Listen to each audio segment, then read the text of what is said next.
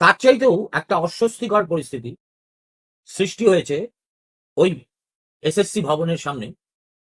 তথাকথিত যোগ্য এবং তথাকথিত অযোগ্য শিক্ষক কর্মচারীদের মধ্যে কার্যত দুটো শিবির বিভক্ত হয়ে গেছে, আমরা ওরার মতো।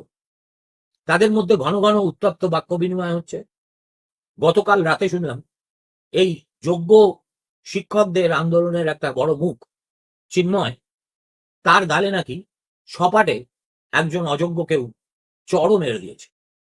ফলে একই জায়গায় এই দুই যুযুধান শিবিরের উপস্থিতি একটা অশুভ কনক্লুশনের দিকে চলে যেতে পারে।